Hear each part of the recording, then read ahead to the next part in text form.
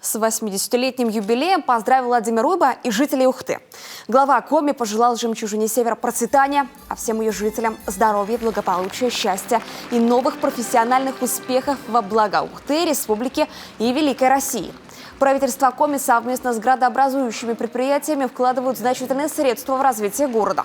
Построены и модернизированы социально значимые объекты. Набережная Газовиков, детский парк, Центр творчества имени Корчевского, спортивные комплексы «Нефтяник» и «Шахтер», городская и детская больницы, родильный дом, открытая умная спортивная площадка, технопарк «Кванториум», идет обновление Дома молодежи.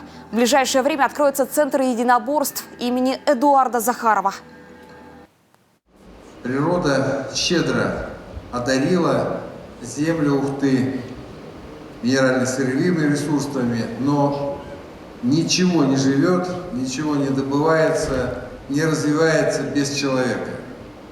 И это самое главное достояние нашей республики и Ухты – это вы, уважаемые жители Ухты, трудолюбивые, инициативные, целеустремленные, талантливые и очень-очень дружелюбные и гостеприимные.